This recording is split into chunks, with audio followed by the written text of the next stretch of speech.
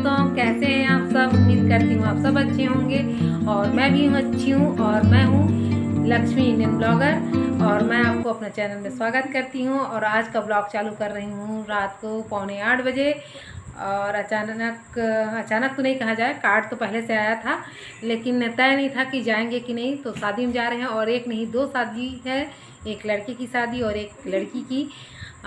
दोनों परिचित हैं और एक तो रिलेशन के हैं, मेरी सासू माँ के मायके पक्ष के, और एक हमारे पहचान के हैं। तो हम लोग उसी शादी में जाने की तैयारी कर रहे हैं। अभी मेरे हस्बैंड बोले कि चलो शादी में चलते हैं।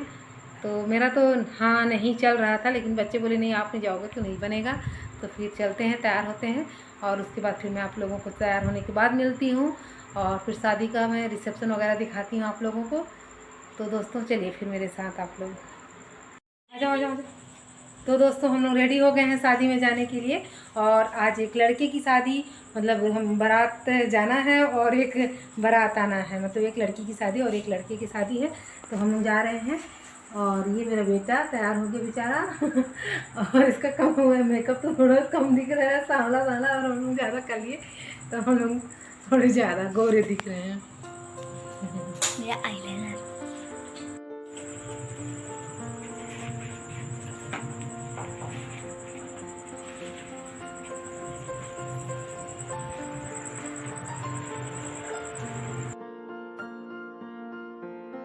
और ये पहुंच गए हम लोग जहाँ पे लड़की की शादी थी वहाँ। ये हमारे कॉलोनी के ही परिचित हैं, उन लोग हमको निमंत्रण दिए थे और एकदम सही टाइम में पहुँचे थे। बारात तो पहुँच गई थी लेकिन भवन तक नहीं आई थी, उनका ठहरने का जगह अलग से था, वहाँ रुके थे। तो इस समय पहुँचने से क्या होता है कि घर वालों से मिलना मिलाना हो जाता है, घर वाले भी जान जाते हैं कि ये मेहमान आए हुए हैं करके। तो एकदम सही टाइम में हम लोग पहुँचे थे। जस्ट हम लोग जब निकले तब बारात उनके द्वार में पहुंचा और मुझे अच्छा लगा कि हम शांत टाइम में पहुंच गए थे। और मैं बोली कि चलो दुल्हन से मिल लेते हैं, क्योंकि दुल्हन से अगर ना मिलिए तो शादी में मज़ा नहीं आता फ़ोटो लिए बिना। लेकिन मैं वहाँ गई जब तो दुल्हन सज रही थी, क्योंकि मैं सोची कि शायद पार्लर वगैरह से सज के आएगी। लेकिन उनकी जो बहन थी दुल्हन की, वो खुद ब्यूटिशियन है। तो बोली कि मैं खुद तैयार कर देती हूँ अपनी दीदी को, पार्लर ले जाने की ज़रूरत नहीं है। तो मैं उससे उनके साथ फ़ोटो तो नहीं ले पाई, लेकिन वीडियो थोड़ा सा बनाई हूँ। और घर में ही वो घर में ही मतलब तैयार कर लिए। और मम्मी से जब उनकी मिली मैं, तो बोले कि चलिए मिलना मिलाना होने के बाद कि भोजन चालू हो चुका है। अब हमको दूसरी शादी में जाना था तो हम विशेष भोजन में ध्यान नहीं दे रहे थे। थोड़ा बहुत हम लोगों का फेवरेट चीज़ गुपचुप, डोसा, चाउमीन वगैरह हम लोग खाए। और बच्चों का बस फेवरेट यही होता है कि आइसक्रीम वगैरह। तो और मेरे बेटा का तो बहुत फेवरेट है गुपचुप, वो खाया। और खाने में विशेष हम लोग ध्यान नहीं दिए। व्यवस्था तो बहुत अच्छा था वहाँ, लेकिन हमको आगे शादी में भी जाना है। और क्या हुआ कि हम लोग जब आ रहे थे ना वहाँ शादी में अपने कॉलोनी में ही, तो एक एक्सीडेंट हम लोग देख लिए थे। अचानक एक लड़का या एक छोटे से बच्चे के कारण गिर गया था, तो उससे भी थोड़ा सा अच्छा मन खराब सा हो गया था। और ये चौक है जो धान का बनाते हैं हम लोग। जब लाते हैं तो पीढ़ा करके उसमें पूजा किया जाता है, जिसको परछन बोलते हैं हम लोग। फिर हम लोग लगभग 1.5-2 घंटा वहाँ रहने के बाद हम लोग चले गए अपने रिलेशन की शादी में, जिसमें हमारे तरफ हम वर पक्ष के थे। और लेकिन उस भवन बहुत बड़ा होने के कारण वहाँ वर पक्ष और कन्या पक्ष दोनों एक साथ उस भवन को ले लिए थे। और तो समझ में नहीं आ रहा था कि किधर से हम लोग एंट्री करें। फिर मैं फ़ोन करी अपनी जेठानी को कि कहाँ हो दीदी आप लोग। तो उन्होंने बताया कि आप लोग आइए, एंट्री गेट से आइए अंदर। और उसके बाद हम लोग स्टेज के पास हैं। तो जा ही रहे थे कि हम लोग देखे कि मामा ससुर लोग बैठे हैं सामने में। तो फिर मेरे हस्बैंड उनसे बात करने लग गए, बोले कि बहुत दिनों बाद मुलाकात हुआ था मामा जी से।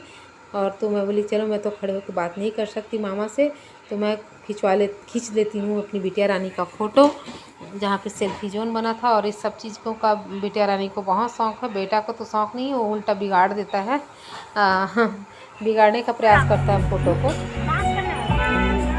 देख रहा था कि चलो हम लोग आगे बढ़ते हैं, लेकिन इतनी भीड़ थी कि मैं अपने हस्बैंड का वेट भी कर रही थी कि कहाँ पे जाएंगे हम लोग। यहाँ क्या है, कन्या पक्ष और वर पक्ष दोनों के मेहमान बहुत ज़्यादा थे, कोई किसी को नहीं पहचान रहा था। खास लोगों से मिलने जाना पड़ रहा था, जैसे जिनकी बेटी की शादी थी, मतलब वो जो भांजे की शादी थी हमारी, तो जो दीदी थी उनसे हमको मिलने जाना पड़ा। और यहाँ मैं आ गई अपनी जेठानी के पास। जेठानी के बच्चे लोग सब थे, तो फिर बोली दीदी कि चलो मैं दिखाती हूँ, क्योंकि आप लोग उस भवन में अभी ढूंढ नहीं पाओगे कहाँ पे किस साइड कौन सा पक्ष है। वैसे लिखा हुआ था लेकिन हम केयर नहीं कर पाते कि वर पक्ष साइड जाना है किधर है करके। तो दीदी मेरे को ले गई, बड़ी ननंद है वो, तो उनको भी दीदी वो भी हैं, तो जेठानी लेके गई दीदी से मिलवाने के लिए। जब हम लोग मिल लिए वहाँ, तो फिर आके बोली दीदी जेठानी को बोली कि आप उनको खाना खिलाओ और स्टेज में फ़ोटो खिंचा भी नहीं जाना। तो जो जैसे मस्ती करते बन रहा था वो कर रहा था, डांस कर रहे थे, कोई कुछ कर रहा था। हम लोग जो है अपनी माँ बेटी थोड़ा बहुत खाया, क्योंकि हमारा तो यहाँ भी चाट बिस्कुट से पेट भर गया था। तो मैं तो कोल्ड ड्रिंक वगैरह ही पी थोड़ा बहुत, और मेरे हस्बैंड खाना नहीं खाए थे, उनको तो चावल या रोटी ही होना चाहिए, तो अपने बोल के खाए। और मैं अपने बच्चों को कोल्ड ड्रिंक वगैरह या फिर फ्रूट ये सब भी मैं खिलाई उनको, अगर थोड़ा बहुत आपको खाना है तो खाओ, क्योंकि काफ़ी रात हो गया था। हम लोग गए नहीं थे, 12:30 बजे वहाँ पहुँचे, और उसके बाद हम लोग वहाँ से निकले 11:15 बजे या फिर 11:30 बजे निकले हैं हम लोग वहाँ से। अभी वो बोलते हैं, मेरे हस्बैंड बोलते हैं कि चलो एक बार फ़ोटो खिंचवा लेते हैं दूल्हा दुल्हन के साथ। तो हम लोग फ़ोटो खिंचवाए, जिसका वीडियो मैं नहीं बना पाई, और घर फिर हम लोग आ गए और हम लोग पहुँच गए अपने घर। हम लोग तो केवल पार्टी में ही रहे और वापस आ चुके हैं अब घर। हालत ख़राब हो गया है सबका। जाते समय काफ़ी खुश नज़र आ रहे थे, अभी देखिए इनका हालत।